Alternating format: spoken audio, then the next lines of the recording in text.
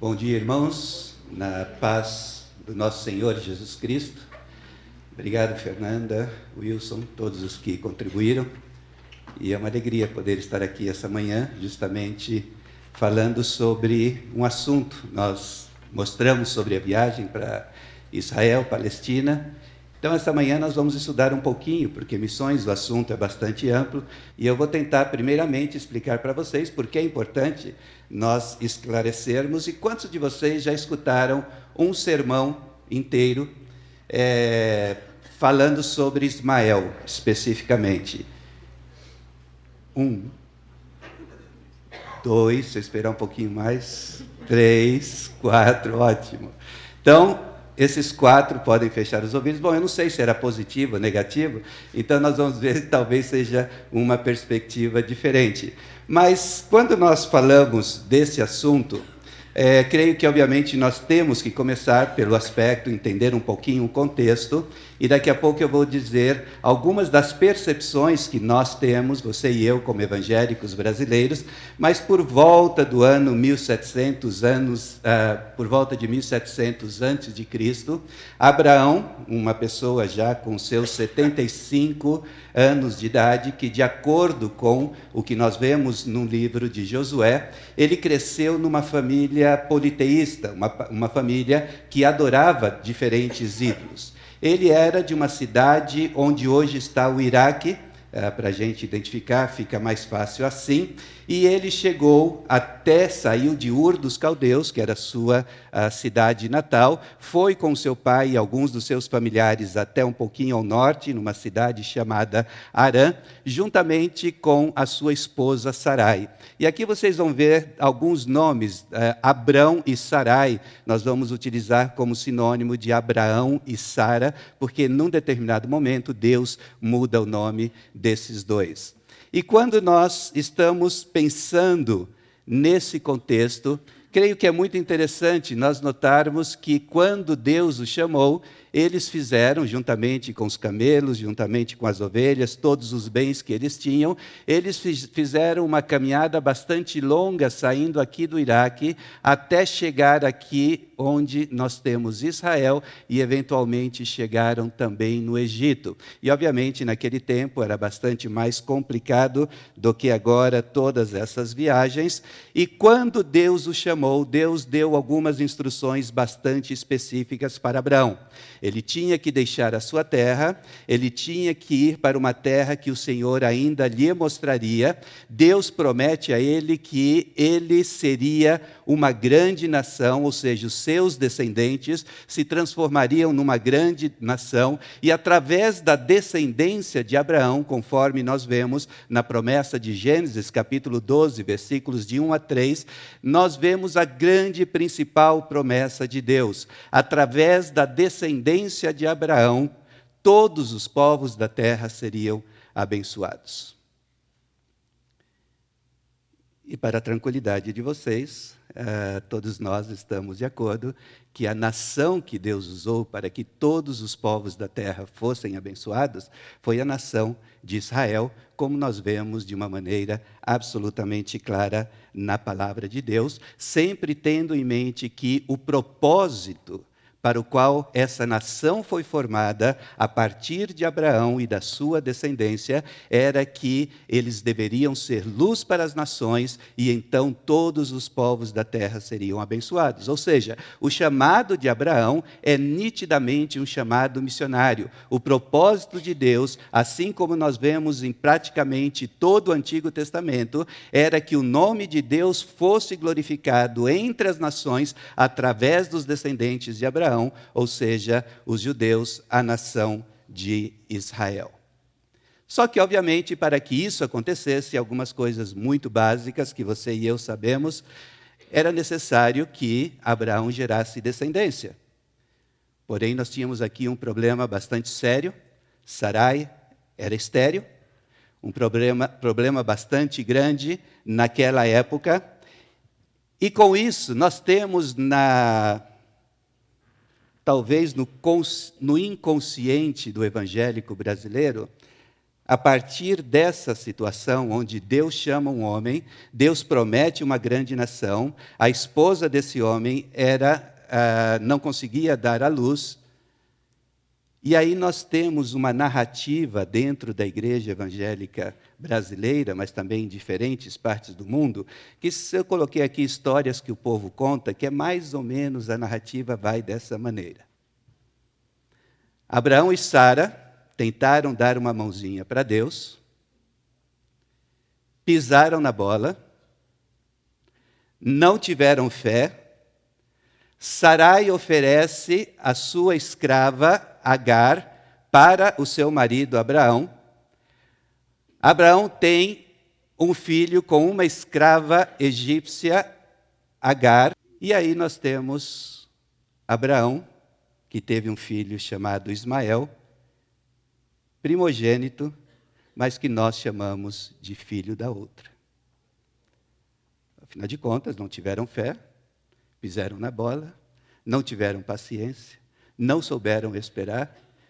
E, claro, o que nós podíamos esperar dessa situação? E aí a coisa vai se complicando. De Ismael surgiram os árabes, dos árabes surgiu Maomé, de Maomé surgiram os muçulmanos odeiam a Israel, nós cristãos amamos Israel, os inimigos dos meus amigos são meus inimigos. Conclusão, cuidado com os árabes, cuidado com os muçulmanos, faça o sinal da cruz cada vez que você cruzar por um deles. E a gente brinca. Mas eu me lembro, e eu vou falar porque eu não lembro qual foi a pessoa que me disse isso, mas há alguns anos, talvez há 2 anos, quando houve um atentado cometido por árabes muçulmanos na Europa, logo que eu cheguei aqui na igreja, e se você está aqui, não se preocupe, que eu não tenho a mínima ideia de quem foi que me falou isso, mas logo que eu cheguei aqui na igreja, essa pessoa olhou para mim e me disse: você viu o que seus amigos fizeram lá na Europa, matando a mais de 50 pessoas? Esse é o conceito que nós temos em relação a esses árabes, descendentes de Ismael, e que hoje muitos deles são muçulmanos.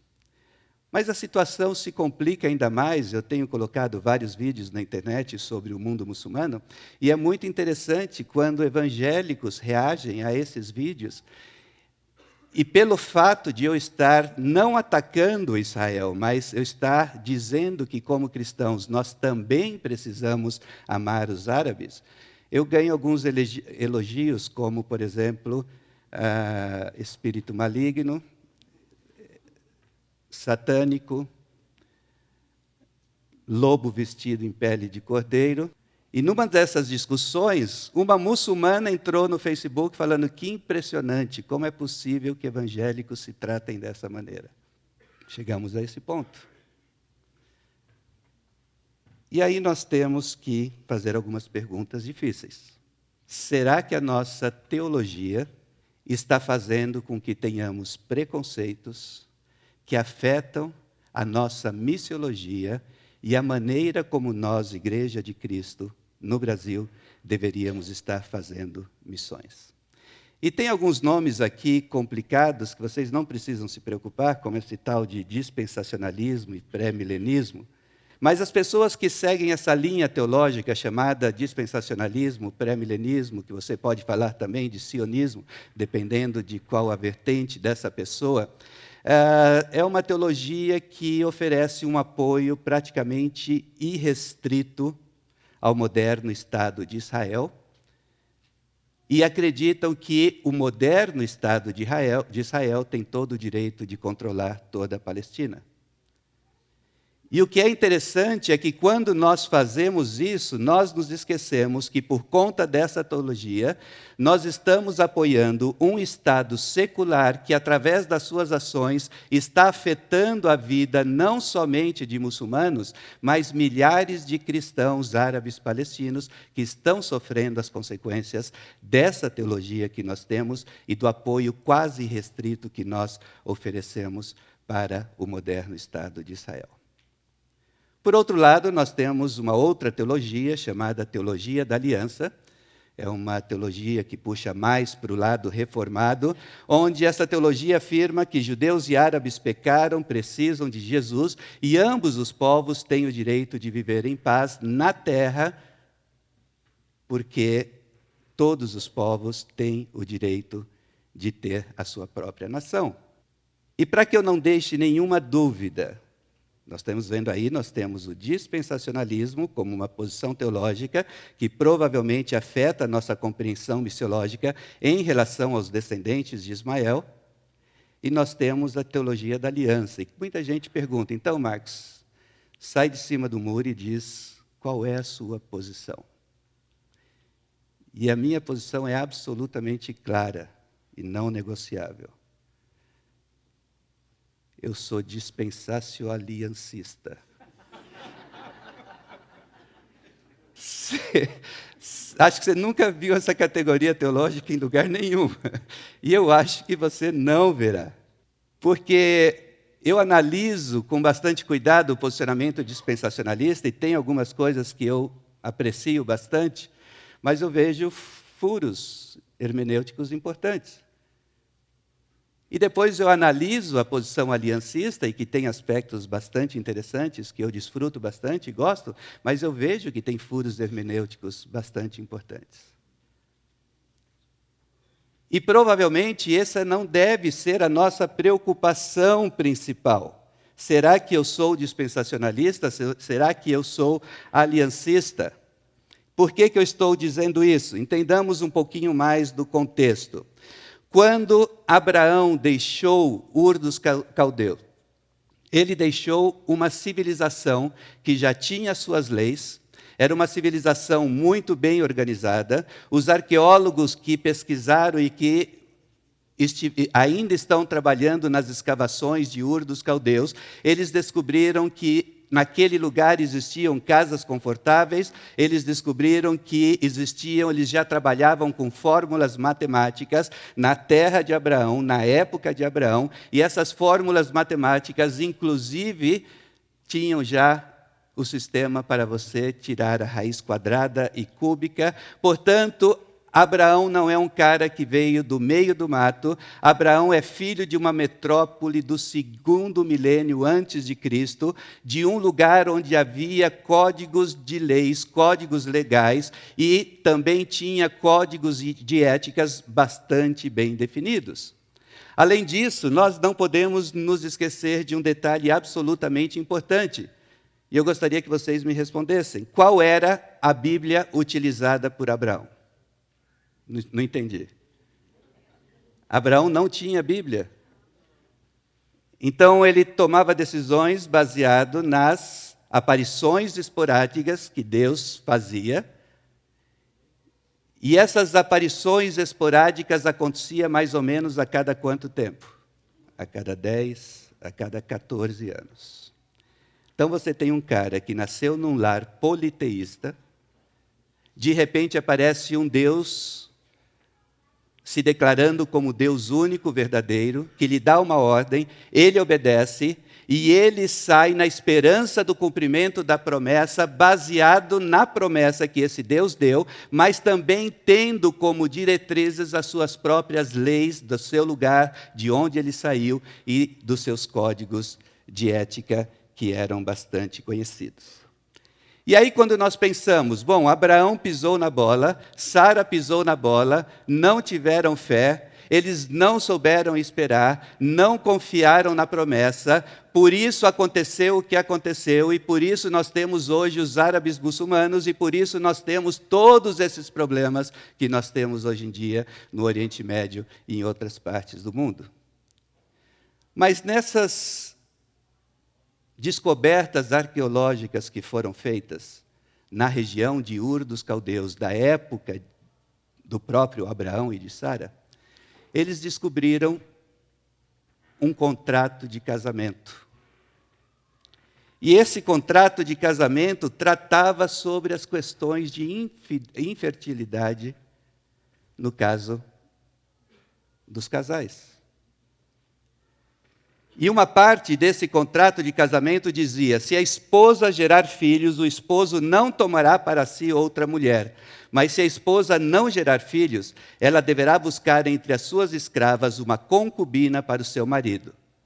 Em tal caso, a esposa terá autoridade sobre a criança quando ela nascer. Ou seja, Abraão, na ausência de um livro teológico inspirado por Deus chamado Bíblia, e com aparições esporádicas de Deus mostrando o caminho que ele devia seguir e qual era o propósito de Deus. Qual era o propósito de Deus? Quando havia espaços vazios na revelação, ele atuava de acordo com o código de lei e de ética da sua época, da sua cidade, da sua região. O que significa que aquele que nós hoje chamamos como filho da outra, da perspectiva do mundo antigo, as pessoas do mundo antigo não entendiam que a concepção era o resultado da fertilização do óvulo feminino pelo esperma masculino. Eles pensavam que o homem depositava semente na mulher, que simplesmente atuava como incubadora para a criança.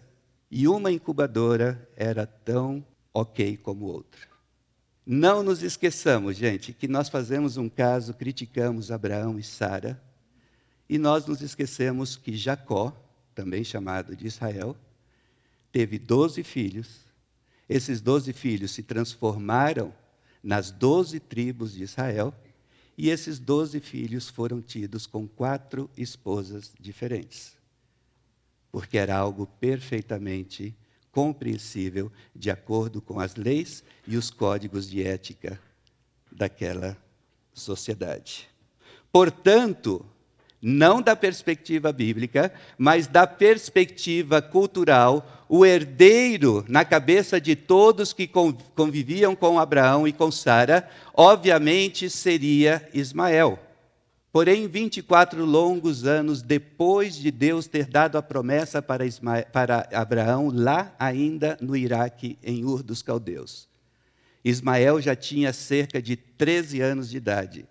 Foi aí que, pela primeira vez, Deus fala para Abraão e para Sara de que a promessa que ele tinha dado, de que todos os povos da terra seriam abençoados, viria através do filho que Abraão teria com Sara, através de Isaque e através de Jacó. Foi somente nesse ponto que Abraão teve essa confirmação da parte de Deus. Mas apesar disso, apesar de que as promessas que Deus tinha dado, de que todos os povos da terra seriam abençoados através de Abraão, viria através de Isaque e de Jacó, nós muitas vezes, por nós entendermos que Ismael era o filho da outra, nós nos esquecemos de fazer um estudo mais cuidadoso e de percebermos que na própria Bíblia as promessas que Deus faz para o filho de Abraão, através da sua escrava Agar, são promessas incríveis. Algumas delas nós usamos bastante. Ismael será selvagem e feroz. Ele será contra todos e todos contra ele. Viverá diante dos seus irmãos, aí a tradução pode ser também em oposição aos seus irmãos. Sua descendência seria tão numerosa que seria impossível contá-la. Ele seria abençoado por Deus. Ele será pai de 12 príncipes. Ele será uma grande nação. Está falando de Ismael, está falando dos descendentes de Ismael, está falando daqueles que nós conhecemos hoje como árabes, cuja maioria da população é muçulmana, que recebeu de Deus a promessa de que seria abençoada e que através dele seria formada uma grande nação por decisão do próprio Deus soberano, Criador dos céus e da terra.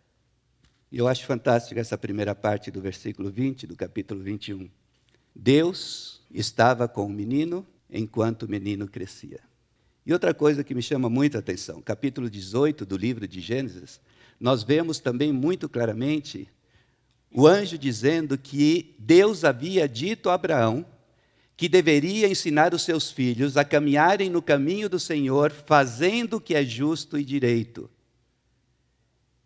E Ismael viveu 13, 14 anos na casa de Abraão. E certamente ele foi instruído a seguir os caminhos do Senhor, fazendo o que é justo e direito. Ele cresceu, viveu no deserto, tornou-se flecheiro, vivia no deserto de Parã e sua mãe conseguiu-lhe uma mulher da terra do Egito. E aqui nós temos algumas coisas também que nós achamos que não estão na Bíblia. Deus mostra que ele cumpriu a sua promessa. Sim, é certo, os povos serão abençoados através dos descendentes de Isaque e de Jacó. Porém, Deus cumpriu, e os filhos de Abraão, os descendentes de Abraão, através de Ismael, nós temos aqui. Os filhos de Ismael, pelos seus nomes, segundo o seu nascimento, o primogênito de Ismael, muito importante esse nome, Nebaiote. E depois nós temos o segundo filho, Quedar, e essa passagem diz o nome dos 12, que se tornaram em 12 príncipes de seus povos. Habitaram desde Avilá até Sur, que olha para o Egito, como quem vai para a Síria. Ele se estabeleceu fronteiro a todos os seus irmãos. Será que Deus desistiu dos filhos de Ismael pelo fato de ele ser o filho da outra? E teve um pastor que pregou sobre Ismael e Abraão e a pisada de bola, etc, etc. E ele disse que Ismael era amaldiçoado pelo fato de ser o filho da outra. E depois do culto, o pastor desceu, um jovem se aproximou e perguntou: pastor, eu sou filho de uma relação extraconjugal. Isso significa que eu sou amaldiçoado e rejeitado por Deus? Irmão, seja qual for a nossa posição teológica, nenhum ser humano, nascido à imagem e semelhança de Deus, deve ser visto como uma maldição. Qualquer ser humano merece o direito de escutar as boas novas e caminhar nos caminhos do Senhor, fazendo o que é justo e direito. Eles viveram no deserto, se transformaram em diferentes tribos árabes. Nós vemos em diferentes partes da Bíblia mencionando sobre os árabes. E é interessante que quando você analisa para onde os filhos de Ismael foram, ele se casou com uma mulher do Egito, e depois eles foram morar tanto na parte da Jordânia, que nós temos hoje, que é desértica, como também na parte norte da Arábia Saudita, e daí essas diferentes tribos árabes se desenvolveram. Mas o que é interessante é que quando nós chegamos e nós fazemos a pergunta: será que Deus então desistiu dos filhos de Ismael?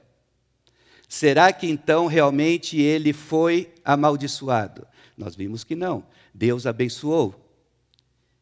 E quando nós olhamos no livro de Isaías, no capítulo 60, você não precisa abrir, versículos 1 a 7, quando está falando já da Nova Jerusalém, quando está falando quando o final dos tempos estiver já chegando, nós vemos aqui uma profecia muito interessante dizendo que as nações se encaminham para Jerusalém, atraídos pela luz que emana pela presença do Messias, e os reis para o resplendor que te nasceu.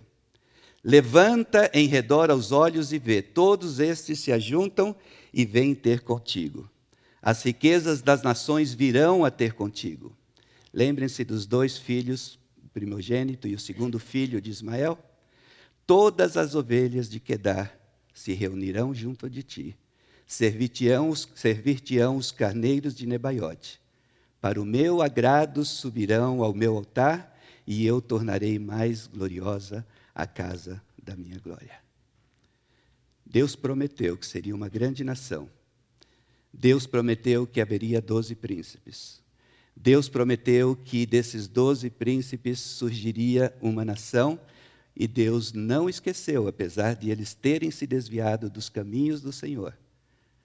E Deus promete que naquele dia, onde as nações começarão a se reunir ao redor do Messias na Nova Jerusalém, nós teremos representantes das tribos árabes, descendentes dos filhos de Ismael.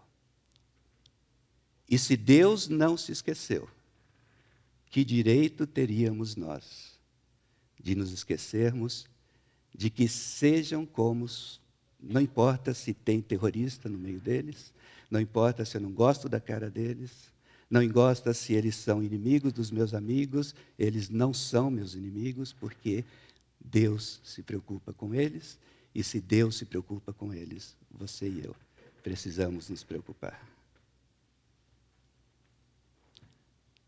Nossos preconceitos, muitas vezes teológicos, às vezes levados por histórias que o povo conta, acabam impedindo que tenhamos uma missiologia correta.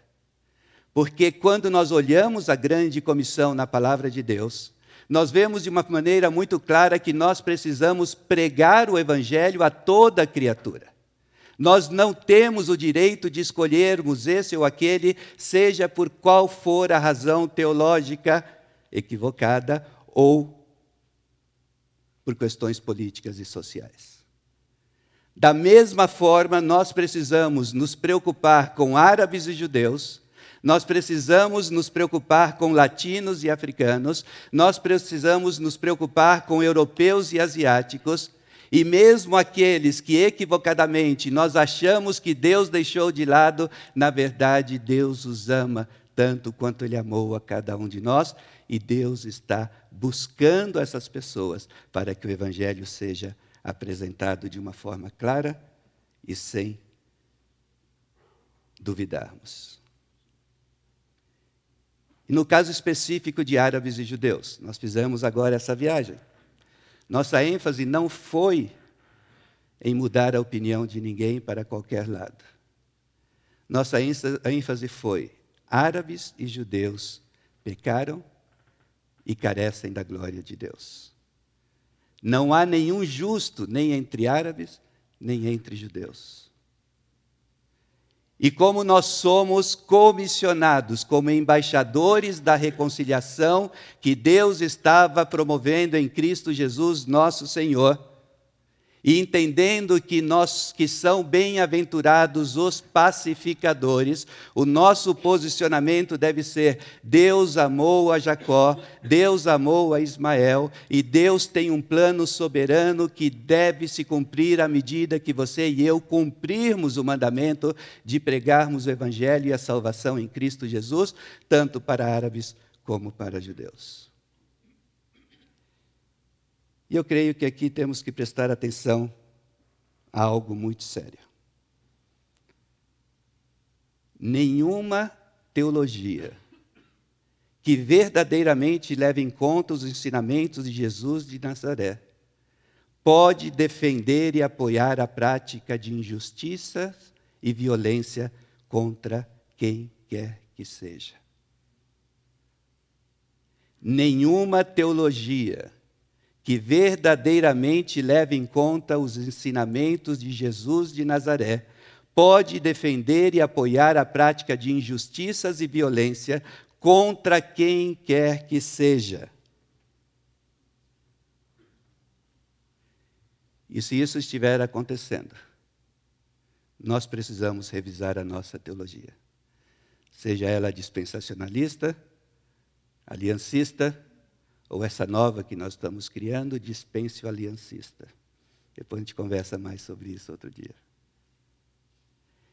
E também não podemos nos esquecer de que, além da lição que nós aprendemos, de que Deus não exclui ninguém, não importa qual seja a minha teologia, Jesus Cristo está bem claro na palavra de Deus, morreu para todos. Nós precisamos também entender que, na maneira que Deus lidou com essa situação, com Abraão, Sara, Agar e Ismael, Ele está nos ensinando que Ele promete, que Ele cumpre, e que naquele dia, na presença do Messias, teremos, inclusive, descendentes de Ismael adorando ao Messias. Mas nós temos outras lições que nós aprendemos desse texto fantástico e que deveria influenciar nossa teologia e a nossa missiologia. Nós vemos que Deus é o Deus que se preocupa e ouve o choro e o clamor de uma escrava e de um menino perdidos no deserto. Ele vai ao encontro do pecador, ele vai ao encontro da outra e ele vai ao encontro do filho da outra.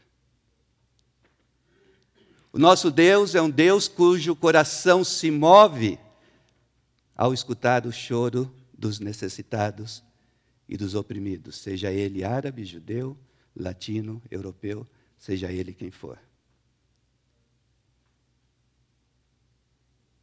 E caso a gente realmente acredite que Abraão e Sara levantaram obstáculos desnecessários, nós devemos também acreditar que o nosso Deus é tão soberano e tão poderoso que Ele remove todos os obstáculos, mesmo aqueles que nós criamos e levantamos, para que o Seu nome seja glorificado até os confins da terra. Nessa história fantástica, nós vemos de uma maneira clara que Ele cumpre as Suas promessas. Ele se preocupa com os seres humanos antes mesmo desses seres humanos terem nascer. Ele deu dignidade, dá dignidade a uma mulher, nesse caso em uma cultura onde elas eram vistas como de segunda classe. E muito fantástico isso daqui. Ele abre nossos olhos para vermos soluções que talvez estejam à nossa frente, como era o caso de quando Agar e Ismael estavam no deserto, mas muitas vezes nós não vemos.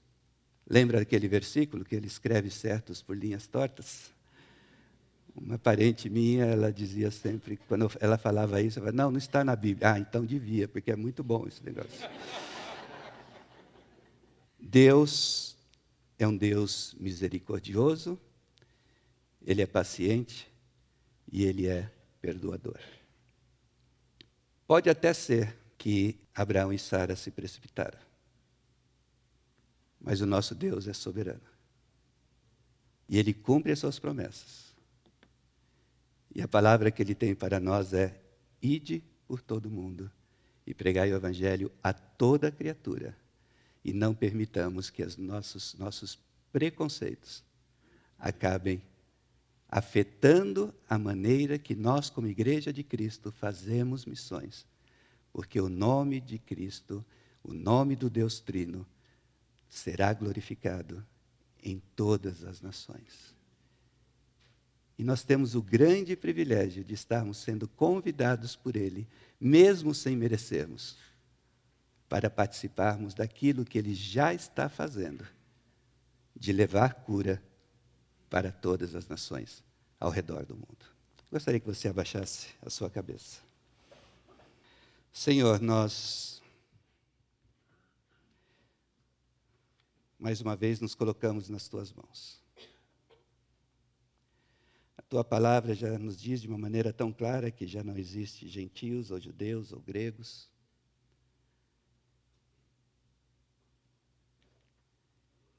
E por isso, Senhor, nessa manhã, quando nós estamos lidando com esse assunto tão específico, nós nos colocamos nas Tuas mãos, pedindo que nos ajude, Senhor, a que tenhamos uma compreensão bíblica correta